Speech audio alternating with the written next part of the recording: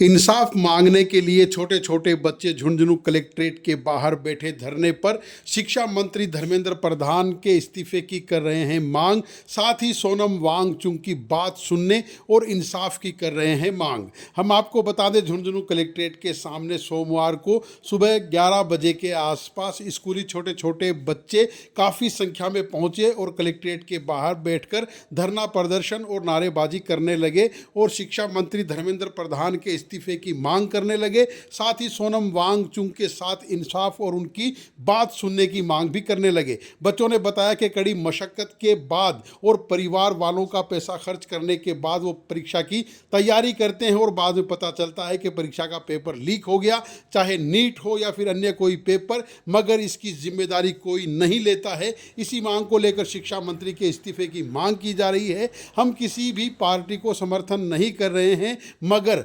इंसाफ होना चाहिए और शिक्षा मंत्री को इस्तीफा देना चाहिए। ऐसी मांगों को लेकर उन्होंने झुंझुनू जिला कलेक्टर को ज्ञापन भी सौंपा और कलेक्ट्रेट के बाहर बैठकर शिक्षा मंत्री के इस्तीफे की मांग करने लगे और विरोध प्रदर्शन करने लगे और नारेबाजी कर रहे हैं। तपती धूप के अंदर बैठे छोटे छोटे बच्चे पोस्टर हाथों में लेकर शिक्षा मंत्री के इस्तीफे की मांग कर रहे हैं और इसके साथ ही विरोध प्रदर्शन भी। हम यहाँ पे किसी भी पॉलिटिकल पार्टी को सपोर्ट करने या अपोज करने के लिए नहीं आए हैं। हम यहाँ पे सिर्फ अपनी आवाज़ उठाना है। हम डेमोक्रेटिक कंट्री में रह रहे हैं, आवाज़ उठाना हमारा हक है। और ये भी सच है कि नीट के पेपर इतनी बार लीक हुए हैं, ये आपको भी पता है, हमें भी पता है, और बच्चों ने सुसाइड भी किया है। नीट के अलावा भी कई पेपर्स हैं जो लीक हुए हैं। और जो एजुकेशन सिस्टम है, जैसे कि फ़ीस बहुत ज़्यादा है, एजुकेशन रिफॉर्म होने चाहिए। तो हम लोग यहाँ पे सिर्फ जवाब मांग रहे हैं।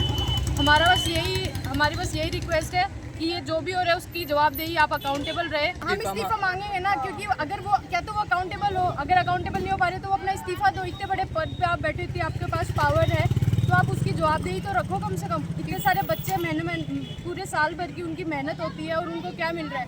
वो लोग सुसाइड कर रहे हैं या डिप्रेशन में जा रहे हैं। इस तरह से थोड़ा चलेगा।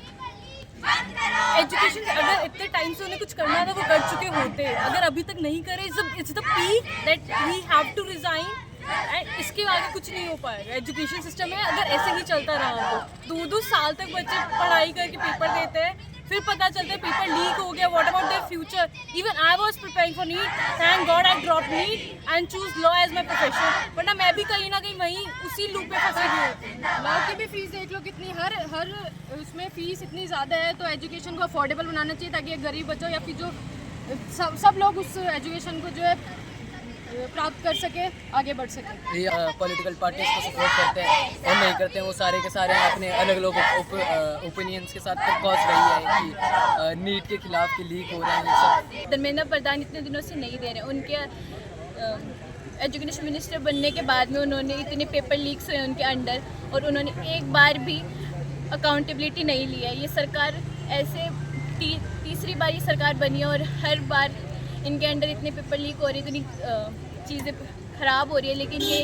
राजा की तरह बैठे हैं, नहीं बिल्कुल भी अकाउंटेबिलिटी ये नहीं ले रहे हैं। आज हम उसी के लिए यहाँ पे आए हैं, बैठे हैं, धरना दे रहे हैं, प्रोटेस्ट कर रहे हैं हमारे राइट्स के लिए।